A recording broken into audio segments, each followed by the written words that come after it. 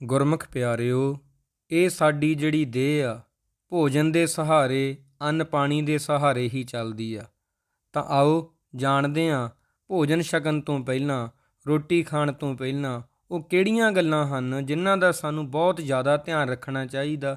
ਅੱਜ ਕੱਲ੍ਹ ਬਿਮਾਰੀਆਂ ਵੱਧ ਗਈਆਂ, ਉਹਦਾ ਕਾਰਨ ਵੀ ਤੁਹਾਨੂੰ ਪਤਾ ਲੱਗ ਜਾਵੇਗਾ ਸਭ ਕਿਉਂ ਆ, ਅਤੇ ਮਨ ਕਿਵੇਂ ਟਿਕੇਗਾ, ਮਨ ਕਿਵੇਂ ਸ਼ਾਂਤ ਹੋਵੇਗਾ, ਸਿਹਤ ਕਿਵੇਂ ਤੰਦਰੁਸਤ ਰਹੇਗੀ।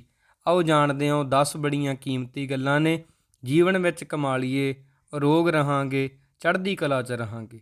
ਸਭ ਤੋਂ ਪਹਿਲਾਂ ਇਹ ਗੱਲ ਦਾ ਤੁਸੀਂ ਖਿਆਲ ਰੱਖਣਾ, ਪ੍ਰਸ਼ਾਦਾ ਛਕਣ ਤੋਂ ਪਹਿਲਾਂ ਅਤੇ ਬਾਅਦ ਵਿੱਚ ਆਪਾਂ ਨੂੰ ਹੱਥ ਧੋਣੇ ਬਹੁਤ ਜ਼ਰੂਰੀ ਆ।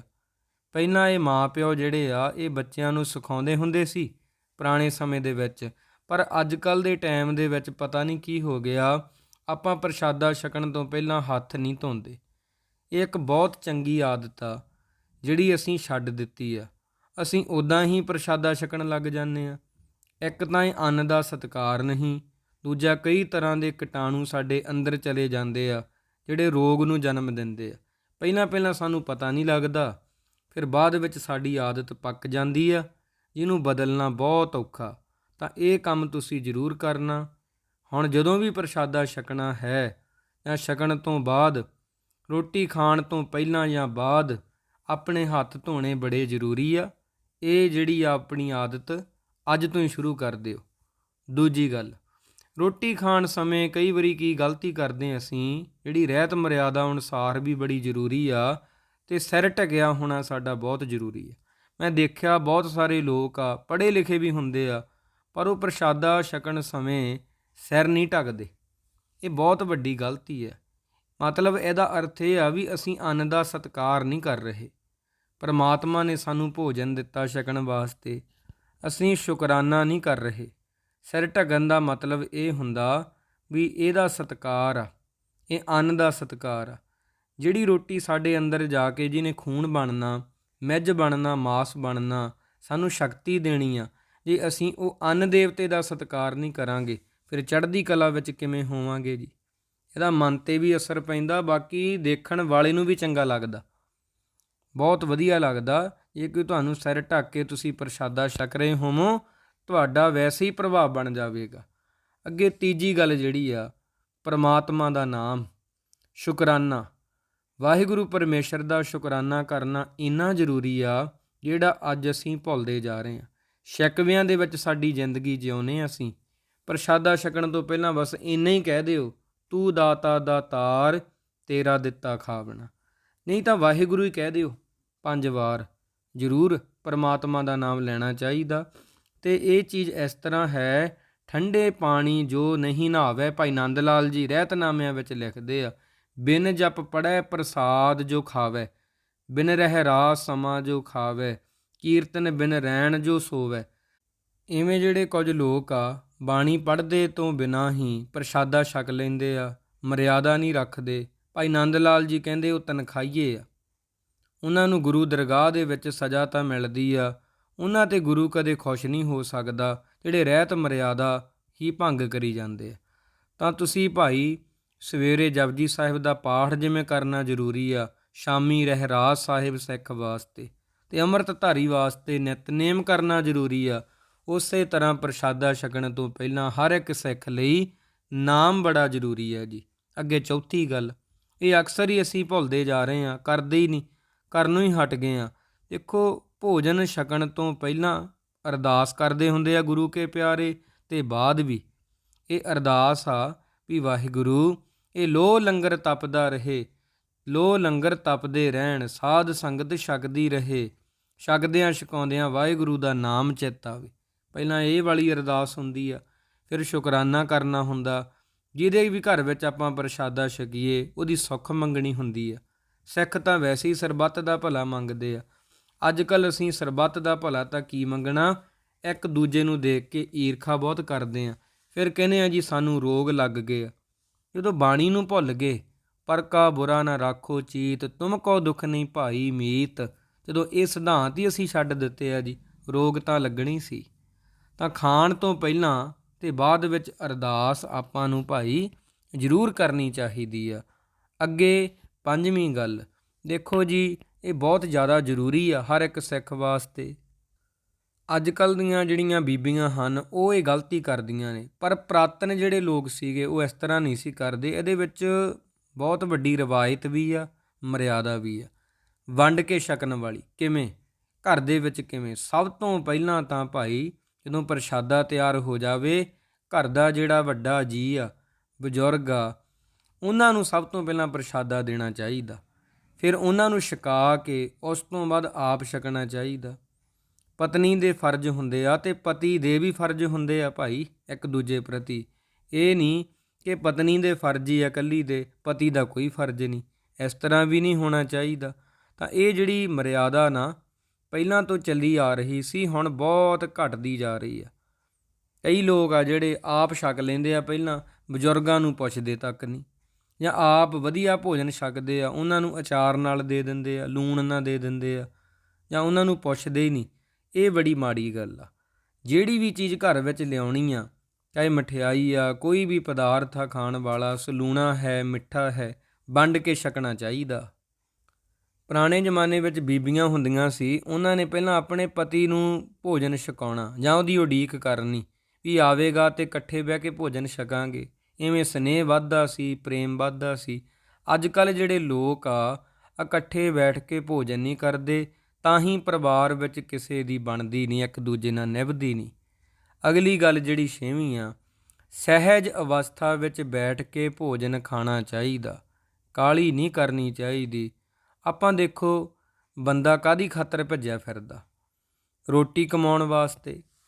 ਬੰਦਾ ਨਾ ਆਪਦਾ ਦੇਸ਼, ਆਪਣਾ ਪਰਿਵਾਰ ਕੀ ਕੁਝ ਛੱਡ ਦਿੰਦਾ। ਜੇ ਆਪਾਂ ਰੋਟੀ ਹੀ ਚੈਨ ਨਾਲ ਨਹੀਂ ਖਾ ਸਕਦੇ, ਪ੍ਰਸ਼ਾਦਾ ਹੀ ਸਹਿਜ ਨਾਲ ਛਕ ਨਹੀਂ ਸਕਦੇ, ਫਿਰ ਤਾਂ ਮਾੜੀ ਗੱਲ ਹੋਈ। ਇਹ ਤਾਂ ਅੰਨ ਦੇਵਤਾ, ਪਾਣੀ ਦੇਵਤਾ, ਬੈਸੰਤਰ ਦੇਵਤਾ ਲੂਣ, ਪੰਜਵਾਂ ਪਾਇਆ ਘਿਰਤ ਤਾਂ ਹੋਆ ਪਾਕ ਪਵਿੱਤ। ਇਹ ਚੀਜ਼ਾਂ ਜਿਹੜੀਆਂ ਹਨ, ਇਹ ਦੇਵਤਿਆਂ ਦਾ ਸਤਿਕਾਰ ਹੀ ਨਹੀਂ ਕੀਤਾ ਸੀ। ਅੰਨ ਦੇਵਤਾ, ਪਾਣੀ ਦੇਵਤਾ ਕਾਹਲੀ ਕਾਹਲੀ 'ਚ ਛਕ ਗਏ, ਤੇਜ਼ੀ ਤੇਜ਼ੀ ਨਾਲ ਭੱਜੇ ਆਏ ਕੰਮ 'ਤੇ, ਭੱਜੇ ਗਏ ਕੰਮ 'ਤੇ, ਭੱਜ ਭੱਜ ਕੇ ਆਪਦੇ ਜਿਹੜੇ ਦਫ਼ਤਰ ਆ ਉਹਨਾਂ ਵਿੱਚ ਦਾਖਲ ਹੋਏ। ਹਰ ਕੰਮ ਕਾਹਲੀ ਵਿੱਚ, ਭੋਜਨ ਵੀ ਕਾਹਲੀ ਵਿੱਚ। ਜਿਹੜਾ ਬੰਦਾ ਭੋਜਨ ਕਾਹਲੀ ਕਾਹਲੀ ਛਕਦਾ ਹੈ, ਚੇਤੇ ਰੱਖਿਓ, ਉਹ ਬੰਦੇ ਵਿੱਚ ਸਹਿਜ ਕਦੇ ਹੋ ਹੀ ਨਹੀਂ ਸਕਦਾ। ਇਹ ਗੱਲ ਚੇਤੇ ਰੱਖਿਓ। ਰੋਟੀ ਖਾਣ ਲੱਗੇ ਅਸੀਂ ਜਲਦਬਾਜ਼ੀ ਕਰਦੇ ਹਾਂ, ਇੰਨੀ ਕਾਹਲੀ ਕਰਦੇ ਹਾਂ। ਕਾਹਲੀ ਕਰਨਾ ਤਾਂ ਸ਼ੈਤਾਨਾਂ ਦਾ ਕੰਮ ਹੁੰਦਾ। ਸਹਿਜ ਵਿੱਚ ਛਕ ਕੇ ਦੇਖਿਓ, ਪ੍ਰਸ਼ਾਦਾ ਚੰਗੀ ਤਰ੍ਹਾਂ ਪਚਦਾ ਹੈ।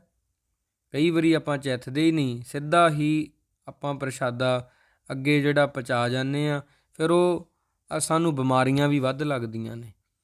ਇਹ ਬਹੁਤ ਚੀਜ਼ਾਂ ਨਿੱਕੀਆਂ ਨਿੱਕੀਆਂ ਚੀਜ਼ਾਂ ਨੇ। ਹੁਣ ਸਾਨੂੰ ਲੱਗਦਾ ਕਿ ਇਹ ਤਾਂ ਭਾਈ ਆਮ ਹੀ ਗੱਲਾਂ ਨੇ, ਸਾਨੂੰ ਪਤਾ ਹੀ ਆ। ਜੇ ਪਤਾ ਹੁੰਦਾ ਤਾਂ ਕਦੇ ਕਾਹਲੀ 'ਚ ਪ੍ਰਸ਼ਾਦਾ ਨਾ ਛਕਦੇ। ਪ੍ਰਸ਼ਾਦੇ ਦਾ ਆਨੰਦ ਲਓ ਜੀ, ਇੱਕ ਇੱਕ ਬੁਰਕੀ ਦਾ ਆਨੰਦ ਲਓ ਜੀ। ਇੱਕ ਜਿਹੜੀ ਬੁਰਕੀ ਆ ਨਾ, ਉਹਨੂੰ 32 ਵਾਰ ਡਾਕਟਰ ਕਹਿੰਦੇ ਆ ਚਿੱਥਣਾ ਚਾਹੀਦਾ, 32 ਵਾਰ। ਅਤੇ ਅਸੀਂ ਕਿੰਨੀ ਵਾਰੀ ਕਰਦੇ ਹਾਂ? 5 ਵਾਰੀ ਕਿ 2 ਵਾਰੀ।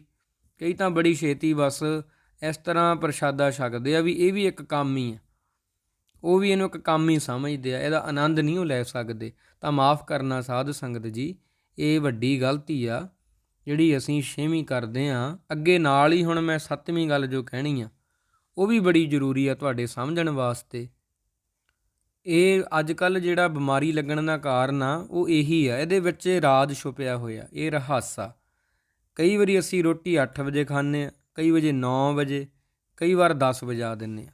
ਸਮਾਂ ਇੱਕ ਪੱਕਾ ਨਿਸ਼ਚਿਤ ਕਰਨਾ ਚਾਹੀਦਾ ਸਾਨੂੰ ਵੀ ਇੰਨੇ ਵਜੇ ਪ੍ਰਸ਼ਾਦਾ ਛਕਣਾ ਹੀ ਛਕਣਾ। ਚਲੋ ਮਹੀਨੇ ਵਿੱਚ ਇੱਕ ਅੱਧੀ ਵਾਰ ਹੋ ਗਿਆ, ਕੋਈ ਟਾਈਮ ਇੱਧਰ ਉੱਧਰ, ਕੋਈ ਗੱਲ ਨਹੀਂ, ਪਰ ਰੋਜ਼ ਹੀ ਬੇਟਾਈਮੀ ਕਰ ਦੇਣੀ ਰੋਟੀ। ਪ੍ਰਸ਼ਾਦਾ ਕਦੇ 6 ਵਜੇ ਛਕ ਜਾਣਾ, ਕਦੇ 8 ਵਜਾ ਦੇਣੇ, ਇਹਦਾ ਸਿਹਤ 'ਤੇ ਬਹੁਤ ਜ਼ਿਆਦਾ ਪ੍ਰਭਾਵ ਪੈਂਦਾ, ਮਾੜਾ ਪ੍ਰਭਾਵ। ਇੱਥੋਂ ਹੀ ਰੋਗ ਜਨਮ ਲੈਂਦੇ ਆ। ਤੁਸੀਂ ਆਖੋਗੇ ਉਹ ਕਿਵੇਂ? ਦੇਖੋ, ਆਪਾਂ ਕਹਿੰਦੇ ਆ ਨਾ, ਵੇਲੇ ਦੀ ਨਮਾਜ਼ ਕਵੇਲੇ ਦੀਆਂ ਟੱਕਰਾਂ, ਇੱਕ ਕਹਾਵਤ ਵੀ ਆ। ਇਹ ਕਹਾਵਤ ਵਿੱਚ ਬੜਾ ਕੁਝ ਸਮਝਾਇਆ ਹੈ। ਰੋਟੀ ਵੇਲਾ ਜਦੋਂ ਆਪਾਂ ਇੱਕ ਵੇਲਾ ਕਰਾਂਗੇ ਨਾ, ਇੱਕ ਤਾਂ ਸਮਾਂ ਬਣਾਉਣ ਸਮੇਂ ਜਿਹਨੇ ਪ੍ਰਸ਼ਾਦਾ ਬਣਾਉਣਾ ਉਹਨੂੰ ਵੀ ਪਤਾ ਹੋਵੇਗਾ ਜੀ ਹੁਣ ਪ੍ਰਸ਼ਾਦਾ ਇਹਨਾਂ ਨੇ ਛਕਣਾ, ਉਹਦੀ ਮਰਿਆਦਾ ਪੱਕੀ ਬਣ ਜਾਂਦੀ ਹੈ ਵੀ ਹੁਣ ਇੰਨੇ ਵਜੇ ਬਣਾਉਣਾ, ਇੰਨੇ ਵਜੇ ਛਕਣਾ। ਇੱਕ ਤਾਂ ਸਮਾਂ ਸਾਰਣੀ ਸਾਡੀ ਸਹੀ ਹੋ ਜਾਂਦੀ ਆ। ਜ਼ਿੰਦਗੀ ਦਾ ਸਮਾਂ ਨਹੀਂ, ਜਿਹਦਾ ਟਾਈਮ ਟੇਬਲ ਹੀ ਨਹੀਂ ਬਣਿਆ, ਜ਼ਿੰਦਗੀ ਦਾ ਸਮਾਂ ਸਾਰਣੀ ਨਹੀਂ, ਉਹ ਬੰਦਾ ਕਾਮਯਾਬ ਕਿੱਥੋਂ ਹੋ ਜਾਊਗਾ। ਜਿਹਦਾ ਰੋਟੀ ਖਾਣ ਦਾ ਸਮਾਂ ਹੀ ਇੱਕ ਨਹੀਂ, ਉਹਦੀ ਜ਼ਿੰਦਗੀ ਦੇ ਬਾਕੀ ਸਮੇਂ ਜਿਹੜੇ ਆ ਉਹ ਕਿਵੇਂ ਇੱਕ ਹੋ ਜਾਣਗੇ ਜੀ? ਨਹੀਂ ਹੋ ਸਕਦੇ। ਇਹਦੇ ਨਾਲ ਸਿਹਤ ਵੀ ਠੀਕ ਰਹੂਗੀ ਜੇ ਤੁਸੀਂ ਇਹ ਕਰ ਲਓਗੇ। ਜੇਕਰ ਗਲਤ ਟਾਈਮ 'ਤੇ ਪ੍ਰਸ਼ਾਦਾ ਛਕੋਗੇ, ਰੋਟੀ ਖਾਓਗੇ, ਸਿਹਤ ਖਰਾਬ ਹੋ ਜਾਵੇਗੀ। ਜਿਹੜੇ ਪੈਸਿਆਂ ਦੀ ਖਾਤਰ ਭੱਜ ਰਹੇ ਹੋ, ਸਾਰੇ ਡਾਕਟਰਾਂ ਨੂੰ ਦੇਣੇ ਪੈ ਜਾਣਗੇ। ਇਹ ਗੱਲਾਂ ਸੁਣਨ ਨੂੰ ਛੋਟੀਆਂ ਲੱਗਦੀਆਂ, ਪਰ ਜੇਕਰ ਕੋਈ ਆਪਣੀ ਜ਼ਿੰਦਗੀ ਵਿੱਚ ਲਾਗੂ ਕਰ ਲਵੇ ਨਾ, ਫਿਰ ਪਤਾ ਲੱਗਦਾ। ਪਤਾ ਤਾਂ ਸਭ ਨੂੰ ਹੀ ਹੁੰਦੀਆਂ ਗੱਲਾਂ ਇਹ, ਪਰ ਮਾਇਆ ਬਹੁਤ ਪ੍ਰਬਲ ਆ ਜੀ, ਸਾਰੀਆਂ ਚੀਜ਼ਾਂ ਭੁਲਾ ਦਿੰਦੀ ਆ। ਇਹ ਮਹਾ ਮਾਇਆ ਤਾਕੀ ਹੈ ਛਾਇਆ, ਵਾਰ-ਵਾਰ ਦੱਸਣ ਨਾਲ ਮਰਿਆਦਾ ਕਾਇਮ ਰਹਿੰਦੀ ਆ। ਹੁਣ ਆਪਾਂ ਕਈ ਵਾਰੀ ਮਹਾਂਪੁਰਖਾਂ ਤੋਂ ਬਚਨ ਸੁਣ ਲਏ ਆ, ਕਿਸੇ ਰੱਬ ਦੇ ਪਿਆਰਿਆਂ ਤੋਂ, ਅਸਰ ਹੋ ਜਾਏਗਾ, ਥੋੜ੍ਹਾ ਸਮਾਂ ਇਸ ਤਰ੍ਹਾਂ ਕਰਾਂਗੇ, ਪਰ ਉਸ ਤੋਂ ਬਾਅਦ ਫਿਰ ਕਈ ਵਾਰੀ ਉੱਥੇ ਹੀ ਆ ਜਾਂਦੇ ਆ, ਫਿਰ ਸੁਣਦੇ ਆ, ਫਿਰ ਦਿਲ ਕਰਦਾ। ਇਵੇਂ ਭਾਈ ਗੁਰੂ ਮਹਾਰਾਜ ਸੱਚੇ ਪਾਤਸ਼ਾਹ ਜੀ ਜਦੋਂ ਕਿਰਪਾ ਕਰਨਗੇ ਸਾਡੇ 'ਤੇ, ਉਦੋਂ ਸਾਨੂੰ ਸਮੱਤ ਆਵੇਗੀ, ਸਮੱਤ ਆਵੇਗੀ ਸਾਧ ਸੰਗਤ ਤੋਂ। ਤਾਂ ਅਗਲੀ ਜਿਹੜੀ ਗੱਲ ਆ ਉਹ ਵੀ ਸਮਝਣੀ ਬੜੀ ਜ਼ਰੂਰੀ ਆ। 8ਵੀਂ ਗੱਲ ਵੀ ਰਾਤ ਨੂੰ ਜਦੋਂ ਪ੍ਰਸ਼ਾਦਾ ਛਕਣ ਤੋਂ ਬਾਅਦ ਤੇ ਇਹ ਦੰਦਾਂ ਦੀ ਸਫਾਈ ਕਰਨੀ ਬਹੁਤ ਜ਼ਰੂਰੀ ਆ। ਕਈ ਵਾਰੀ ਰਾਤ ਨੂੰ ਅਸੀਂ ਇਹ ਬਰੱਸ਼ ਵਗੈਰਾ ਨਹੀਂ ਕਰਦੇ ਅਤੇ ਉਦੋਂ ਫਿਰ ਦੰਦਾਂ ਨੂੰ ਕੀੜਾ ਲੱਗ ਜਾਂਦਾ, ਰੋਗ ਲੱਗ ਜਾਂਦੇ ਆ, ਬਿਮਾਰੀਆਂ ਲੱਗ ਜਾਂਦੀਆਂ, ਫਿਰ ਉਹ ਤਕਲੀਫ ਵੀ ਬਹੁਤ ਜ਼ਿਆਦਾ ਹੁੰਦੀ ਆ ਅਤੇ ਦੁੱਖ ਵੀ ਸਾਨੂੰ ਸਹਿਣਾ ਪੈਂਦਾ, ਪੈਸੇ ਵੀ ਡਾਕਟਰਾਂ ਨੂੰ ਦੇਣੇ ਪੈਂਦੇ ਆ। ਤਾਂ ਗੁਰੂ ਸਾਹਿਬ ਜੀ ਨੇ ਸਾਨੂੰ ਇਹ ਮਰਿਆਦਾ ਜਿਹੜੀ ਸਿਖਾਈ ਆ, ਅੰਨ ਦਾ ਸਤਿਕਾਰ ਕਰਨਾ, ਪਰਿਵਾਰ ਵਿੱਚ ਰਲ ਕੇ ਰਹਿਣਾ, ਇਕੱਠੇ ਬਹਿ ਕੇ ਪ੍ਰਸ਼ਾਦਾ ਛਕਣਾ, ਇਹਦੇ ਨਾਲ ਕਈ ਸਮੱਸਿਆਵਾਂ ਹੱਲ ਹੋ ਜਾਂਦੀਆਂ ਨੇ। ਬਾਬਾ ਨੰਦ ਸਿੰਘ ਜੀ ਦੀ ਇੱਕ ਸਾਖੀ ਵੀ ਆਉਂਦੀ ਆ। ਉਹਨਾਂ ਕੋਲ ਕੋਈ ਪ੍ਰੇਮੀ ਆਇਆ ਸੀ, ਆਖਣ ਲੱਗਾ, ਬਾਬਾ ਜੀ ਦੇਖੋ ਜੀ, ਮੇਰੇ ਕੋਲ ਮਾਇਆ ਵੀ ਬਹੁਤ ਆ, ਧਨ ਪਦਾਰਥ ਵੀ ਬਹੁਤ ਆ, ਪਰ ਮਨ ਨਹੀਂ ਟਿਕਦਾ ਜੀ। ਮਨ ਟਿਕਾਉਣ ਦਾ ਕੋਈ ਮੈਨੂੰ ਮੰਤਰ ਦੱਸੋ। ਉਦੋਂ ਬਾਬਾ ਨੰਦ ਸਿੰਘ ਜੀ ਨੇ ਕਿਹਾ, ਭਾਈ ਮੰਤਰ ਤਾਂ ਗੁਰੂ ਨਾਨਕ ਪਾਤਸ਼ਾਹ ਜੀ ਨੇ ਸਿੱਖਾਂ ਨੂੰ ਦਿੱਤਾ ਹੀ ਹੋਇਆ। ਸਤਿਨਾਮ ਮੰਤਰ ਆ, ਵਾਹਿਗੁਰੂ ਮੰਤਰ ਆ, ਮੂਲ ਮੰਤਰ ਆ, ਕਿੰਨੇ ਮੰਤਰ ਤਾਂ ਦਿੱਤੇ ਹੋਏ ਨੇ। ਤੂੰ ਇਹਨਾਂ ਵਿੱਚੋਂ ਕੋਈ ਇੱਕ ਚੁਣ ਲਾ, ਰੋਜ਼ ਉਹਦਾ ਅਭਿਆਸ ਕਰਿਆ ਕਰ, ਪ੍ਰਸ਼ਾਦਾ ਛਕਣ ਤੋਂ ਪਹਿਲਾਂ ਮੂਲ ਮੰਤਰ ਜਪ ਲਿਆ ਕਰ, ਪ੍ਰਸ਼ਾਦਾ ਛਕਣ ਤੋਂ ਬਾਅਦ ਸ਼ੁਕਰਾਨਾ ਕਰ ਦਿਆ ਕਰ, ਮਨ ਤੇਰਾ ਆਪੇ ਹੀ ਟਿਕ ਜਾਵੇਗਾ। ਮਨ ਤੇਰੇ ਜਿਹਨੂੰ ਟਿਕਾ ਨਹੀਂ, ਇਹ ਮਨ ਨੂੰ ਵੇਚ ਦੇ। ਮਨ ਵੇਚੈ ਸਤਿਗੁਰ ਕੈ ਪਾਸ, ਤੇ ਸੇਵਕ ਕੇ ਕਾਰਜ ਰਾਸ। ਤਾਂ ਜੇ ਤੂੰ ਇਹ ਕਰ ਲਵੇਂਗਾ, ਤੇਰਾ ਮਨ ਟਿਕ ਜਾਵੇਗਾ। ਬਾਕੀ ਗੁਰਮੁਖਾ ਇਹ ਦੱਸ ਵੀ ਤੂੰ ਪ੍ਰਸ਼ਾਦਾ ਕਿਸ ਤਰ੍ਹਾਂ ਛਕਦਾ। ਉਹ ਕਹਿਣ ਲੱਗਾ, ਜੀ ਮੈਂ ਪ੍ਰਸ਼ਾਦਾ ਛਕਦਾ, ਪਰ ਸੱਚ ਕਰਕੇ ਕਹਿਣਾ ਵੀ ਪ੍ਰਸ਼ਾਦਾ ਛਕਣ ਸਮੇਂ ਮੇਰੀ ਸੁਰਤ ਕਿਤੇ ਹੋਰ ਹੁੰਦੀ ਆ। ਬਾਬਾ ਨੰਦ ਸਿੰਘ ਜੀ ਕਹਿੰਦੇ, ਅਸੀਂ ਦੱਸਦੇ ਹਾਂ, ਮਹਾਂਪੁਰਖ ਇੰਨੇ ਅੰਤਰਜਾਮੀ ਸੀ ਕਿ ਤੇਰੀ ਸੁਰਤ ਭਾਈ ਕਿੱਥੇ ਹੁੰਦੀ ਆ। ਭੋਜਨ ਦੀ ਬੁਰਕੀ ਤੂੰ ਤੋੜਦਾ, ਤੇਰੇ ਅੰਦਰ ਜਾਂਦੀ ਆ। ਤੂੰ ਸੋਚਦਾ ਕਿਤੋਂ ਕਿੰਨੇ ਪੈਸੇ ਲੈਣੇ ਆ, ਕਿਹਦੇ ਕਿੰਨੇ ਪੈਸੇ ਦੇਣੇ ਆ। ਸੋਚਦਾ ਨਾ ਤੂੰ ਇਹ, ਕਿਤੋਂ ਕਿੰਨੇ ਲੈਣੇ ਆ, ਕਿਹਦੇ ਕਿੰਨੇ ਦੇਣੇ ਆ, ਕਿਵੇਂ ਵਿਆਜ ਜਿਹੜਾ ਹੈ ਕਿੰਨਾ ਬਣ ਗਿਆ।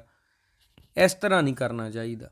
ਸਾਧ ਸੰਗਤ ਜੀ, ਇਹ ਵੀ ਇੱਕ ਗੱਲ ਤੁਸੀਂ ਜ਼ਰੂਰ ਚੇਤੇ ਰੱਖਣੀ ਆ ਵੀ ਰੋਟੀ ਖਾਣ ਸਮੇਂ ਰੋਟੀ ਹੀ ਖਾਣੀ ਆ।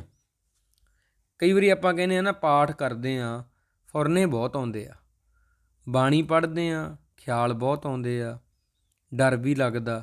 ਸਾਧ ਸੰਗਤ ਜੀ, ਜਿਹੜਾ ਕੰਮ ਕਰਨ ਸਮੇਂ ਜੇ ਅਸੀਂ ਉਹੀ ਕਰਾਂਗੇ, ਫਿਰ ਪਾਠ ਕਰਨ ਸਮੇਂ ਪਾਠ ਹੀ ਕਰਾਂਗੇ। ਮਾਫ਼ ਕਰਨਾ, ਬਹੁਤੇ ਲੋਕ ਆ ਸੰਗਤ ਰੂਪ ਵਿੱਚ ਪਾਠ ਤਾਂ ਕਰਦੇ ਆ, ਜਦੋਂ ਪਾਠ ਕਰਦੇ ਉਹਨਾਂ ਨੂੰ ਪਤਾ ਨਹੀਂ ਲੱਗਦਾ ਪਾਠ ਪੂਰਾ ਹੋ ਗਿਆ। ਇਹ ਮੈਂ ਗੱਲ ਇਸ ਤਰ੍ਹਾਂ ਕਹਿ ਰਿਹਾ, ਮੇਰੇ ਕਹਿਣ ਦਾ ਭਾਵ ਵੀ ਪਾਠ ਸੰਪੂਰਨ ਹੋ ਗਿਆ, ਮਨ ਕਿਤੇ ਹੋਰ ਹੀ ਹਾਜ਼ਰੀ ਲਵਾਈ ਜਾਂਦਾ, ਮਨ ਕਾਬਲ ਦੇ ਘੋੜੇ ਖਰੀਦੀ ਜਾਂਦਾ ਜਾਂ ਹੋਰ ਪਾਸੇ ਭੱਜਿਆ ਫਿਰਦਾ। ਤਾਂ ਇਹ ਜਿਹੜੀ ਮਰਿਆਦਾ ਹੈ, ਜਿਹੜੀ ਗੁਰੂ ਸਾਹਿਬ ਜੀ ਨੇ ਸਾਨੂੰ ਦੱਸੀ ਆ ਵੀ ਕਿਵੇਂ ਮਨ ਨੂੰ ਟਿਕਾਉਣਾ। ਪਹਿਲਾਂ ਰੋਟੀ ਵਿੱਚ, ਭੋਜਨ ਵਿੱਚ ਮਨ ਟਿਕਾਉਣਾ ਪਵੇਗਾ। ਜਪੀਐ ਨਾਮ, ਜਪੀਐ ਅੰਨ। ਪਹਿਲਾਂ ਇੱਕ ਇੱਕ ਜਿਹੜੀ ਬੁਰਕੀ ਅੰਦਰ ਜਾਂਦੀ ਆ, ਉਹ ਬਹੁਤ ਅਭਿਆਸ ਨਾਲ, ਸਹਿਜ ਨਾਲ ਵੀ ਮਨ ਨੂੰ ਟਿਕਾ ਕੇ ਛਕਣੀ ਪਵੇਗੀ, ਫਿਰ ਬੜਾ ਆਨੰਦ ਆਵੇਗਾ। ਤੁਸੀਂ ਕਰਕੇ ਦੇਖਿਓ ਇੱਕ ਹਫ਼ਤਾ। ਇਹ ਮੇਰੇ ਕਹਿਣ ਮੁਤਾਬਕ ਨਹੀਂ, ਇਹ ਮਹਾਂਪੁਰਖਾਂ ਦੇ ਬਚਨ ਆ ਵੀ ਜੋ ਤੁਸੀਂ ਪ੍ਰਸ਼ਾਦਾ ਛਕੋ, ਜ਼ਮੀਨ 'ਤੇ ਬਹਿ ਕੇ ਛਕੋਗੇ ਨਾ, ਜੇ ਧਰਤੀ 'ਤੇ ਬੈਠ ਕੇ ਆਨੰਦ ਵੱਧ ਆਵੇਗਾ, ਸਕੂਨ ਵੱਧ ਆਵੇਗਾ, ਸ਼ਾਂਤੀ ਵੱਧ ਆਵੇਗੀ। ਇਹ ਕਰਕੇ ਦੇਖਿਓ। ਕਈ ਵਾਰੀ ਅਸੀਂ ਇਹ ਚੀਜ਼ਾਂ ਕਹਿ ਦਿੰਦੇ ਹਾਂ ਵੀ ਇਹ ਤਾਂ ਗੁਰਦੁਆਰਾ ਸਾਹਿਬ ਦੇ ਵਿੱਚ ਆ, ਹੁਣ ਅਸੀਂ ਇਹਨੂੰ ਘਰੇ ਕਿਵੇਂ ਲੈ ਆਈਏ। ਇੱਥੇ ਤਾਂ ਭੋਲਾ ਬਾਬਾ ਨੰਦ ਸਿੰਘ ਜੀ ਕਹਿੰਦੇ ਜਿਹੜੀ ਮਰਿਆਦਾ ਗੁਰੂ ਘਰ ਦੇ ਵਿੱਚ ਸੀ ਉਹਨੂੰ ਅਸੀਂ ਆਪਦੇ ਘਰਾਂ ਵਿੱਚ ਲੈ ਕੇ ਨਹੀਂ ਆ ਸਕੇ।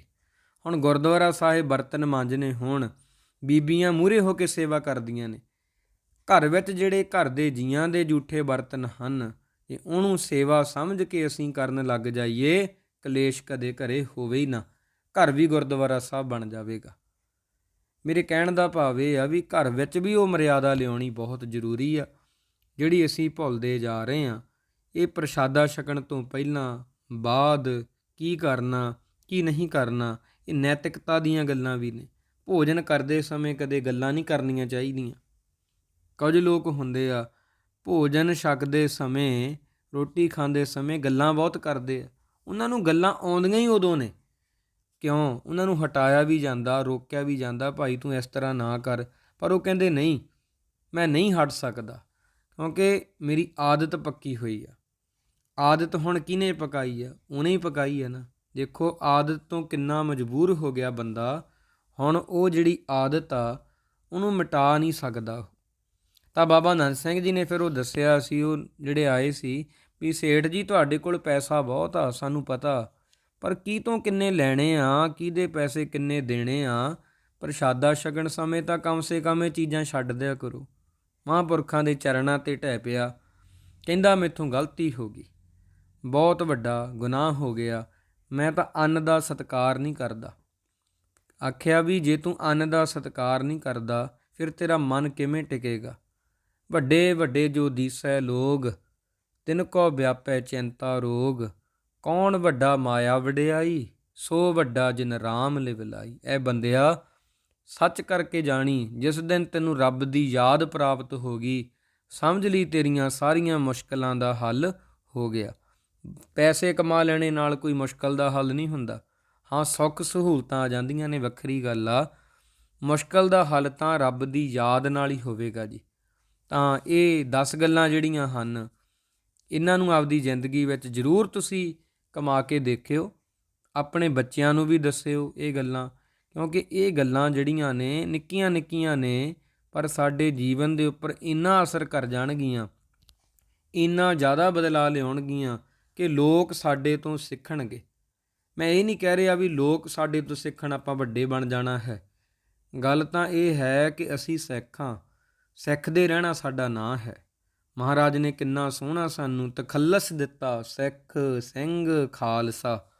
ਗੁਰੂ ਸਾਹਿਬ ਨੇ ਬਹੁਤ ਕਿਰਪਾ ਕੀਤੀ ਆ ਜੀ। ਇਹ ਗੱਲਾਂ ਨੂੰ ਹੁਣ ਆਪਦੀ ਜ਼ਿੰਦਗੀ ਵਿੱਚ ਲੈ ਕੇ ਆਉਣਾ, ਕਿਵੇਂ ਲੈ ਕੇ ਆਉਣਾ ਜੀ, ਕੋਸ਼ਿਸ਼ ਕਰਦੇ ਹਾਂ। ਕਈ ਗੁਰਮੁਖ ਕਹਿੰਦੇ ਆ ਹੁੰਦੀ ਨਹੀਂ। ਮੈਂ ਤੁਹਾਨੂੰ ਕਹਿ ਰਿਹਾ, ਮਹਾਂਪੁਰਖਾਂ ਦਾ ਜੀਵਨ ਵਾਰ-ਵਾਰ ਪੜ੍ਹੋ, ਬਾਣੀ ਨੂੰ ਵਾਰ-ਵਾਰ ਸੁਣੋ, ਰੱਬ ਦੇ ਪਿਆਰਿਆਂ ਦੇ ਬਚਨ ਜਿਹੜੇ ਆ ਵਾਰ-ਵਾਰ ਸੁਣੋ। ਇਹ ਜਿਵੇਂ ਛੋਟੇ ਬੱਚੇ ਆਪਾਂ ਉਹਨਾਂ ਨੂੰ ਪਹਾੜੇ ਆ ਦ੍ਰਿੜ ਕਰਵਾਉਂਦੇ ਆ, ਪੱਕੇ ਕਰਵਾਉਂਦੇ ਆ ਵੀ ਪਹਾੜੇ ਯਾਦ ਕਰ, ਵਾਰ-ਵਾਰ ਦੁਹਰਾਉਂਦੇ ਆ। ਇਹ ਚੀਜ਼ਾਂ ਵਾਰ-ਵਾਰ ਦੁਹਰਾਉਣੀਆਂ ਪੈਣਗੀਆਂ, ਮਨ ਨੂੰ ਚੰਗੇ ਸੁਨੇਹੇ ਦੇਣੇ ਪੈਣਗੇ, ਫਿਰ ਸਾਰੀਆਂ ਮੁਸ਼ਕਲਾਂ ਦਾ ਹੱਲ ਹੋ ਜਾਵੇਗਾ। ਜਦੋਂ ਪ੍ਰਸ਼ਾਦੇ ਦਾ, ਅੰਨ ਦਾ, ਪਾਣੀ ਦਾ ਸਤਿਕਾਰ ਕਰ ਲਵਾਂਗੇ, ਬਹੁਤ ਕਿਰਪਾ ਹੋ ਜਾਵੇਗੀ। ਦੇਖੋ ਜੀ, ਗੁਰੂ ਸਾਹਿਬ ਦੀ ਕਿਰਪਾ ਤਾਂ ਸਾਡੇ 'ਤੇ ਹੋਈ ਪਈ ਆ। ਮਹਾਰਾਜ ਨੇ ਸਾਨੂੰ ਮਨੁੱਖਾ ਜਨਮ ਦੇ ਦਿੱਤਾ, ਇਹਨੂੰ ਦੇਵਤੇ ਵੀ ਤਰਸਦੇ ਆ। ਭਈ ਪ੍ਰਾਪਤ ਮਾਨੁਖ ਦਿਓ ਹੁਰੀਆ, ਗੋਬਿੰਦ ਮਿਲਣ ਕੀ ਇਹ ਤੇਰੀ ਵਰੀਆ। ਤਾਂ ਸਤਿਗੁਰੂ ਸੱਚੇ ਪਾਤਸ਼ਾਹ ਜੀ ਜਿਹੜੇ ਹਨ, ਉਹਨਾਂ ਨੇ ਸਾਨੂੰ ਦੇਹ ਬਖਸ਼ੀ ਆ, ਧਰਤੀ ਦਿੱਤੀ ਆ, ਅਨਾਜ ਜਿਹਦੇ ਵਿੱਚ ਉੱਗਦਾ। ਫਿਰ ਆਪਾਂ ਮਿਹਨਤ ਕਰਦੇ ਹਾਂ, ਸਾਰੇ ਕਿਰਤ ਕਰਦੇ ਹਾਂ, ਕੋਈ ਵਪਾਰੀ ਆ, ਕੋਈ ਖੇਤੀਬਾੜੀ ਕਰਦਾ, ਸਾਰੇ ਆਪਣੇ ਆਪਣੇ ਧੰਦੇ ਲੱਗੇ ਹੋਏ। ਪਰ ਆਪਾਂ ਜੇ ਸਬਰ ਸੰਤੋਖ ਵਿੱਚ ਜ਼ਿੰਦਗੀ ਜਿਉਣੀ ਚਾਹੁੰਦੇ ਹਾਂ, ਤਾਂ ਆਹ ਜਿਹੜੀਆਂ ਗੱਲਾਂ ਮੈਂ ਆਪ ਜੀ ਨੂੰ ਦੱਸੀਆਂ ਨੇ, ਜੇ ਆਪਾਂ ਜ਼ਿੰਦਗੀ ਵਿੱਚ ਕਮਾ ਲਈਆਂ, ਆਪਣੇ ਆਪ ਜਿਹੜੀਆਂ ਚੀਜ਼ਾਂ ਆਪਾਂ ਕਹਿੰਦੇ ਹਾਂ ਠੀਕ ਨਹੀਂ ਚੱਲ ਰਹੀਆਂ, ਸਹੀ ਹੋ ਜਾਣਗੀਆਂ। ਸਭ ਕੁਝ ਕਿਰਪਾ ਹੋ ਜਾਵੇਗੀ। ਵੱਡੀ ਗੱਲ ਤਾਂ ਪਰਿਵਾਰ ਵਿੱਚ ਪ੍ਰੇਮ ਵੱਧ ਜਾਵੇਗਾ, ਇੱਕ ਦੂਜੇ ਪ੍ਰਤੀ ਸਤਿਕਾਰ ਵੱਧ ਜਾਵੇਗਾ। ਜੇ ਅੰਨ ਦਾ ਸਤਿਕਾਰ ਕਰਾਂਗੇ, ਸਾਡਾ ਵੀ ਦੁਨੀਆ 'ਤੇ ਸਤਿਕਾਰ ਹੋਵੇਗਾ। ਜੇ ਅੰਨ ਦੀ ਨਿਰਾਦਰੀ ਕਰਾਂਗੇ ਤੇ ਫਿਰ ਕਰਮ ਵੀ ਗਲਤ ਹੋਵੇਗਾ। ਅਗਲੇ ਜਨਮ ਦੇ ਵਿੱਚ ਕਰਮ ਕੀਤਾ ਭੋਗਣਾ ਵੀ ਪਵੇਗਾ ਤੇ ਇਸ ਜਨਮ ਦੇ ਵਿੱਚ ਵੀ ਭੋਗਣਾ ਪਵੇਗਾ। ਭੁੱਲ ਚੁੱਕ ਦੀ ਖਿਮਾ, ਨਾਨਕ ਨਾਮ ਚੜ੍ਹਦੀ ਕਲਾ, ਤੇਰੇ ਭਾਣੇ ਸਰਬੱਤ ਦਾ ਹੀ ਭਲਾ। ਵਾਹਿਗੁਰੂ ਜੀ ਕਾ ਖਾਲਸਾ, ਵਾਹਿਗੁਰੂ ਜੀ ਕੀ ਫਤਿਹ।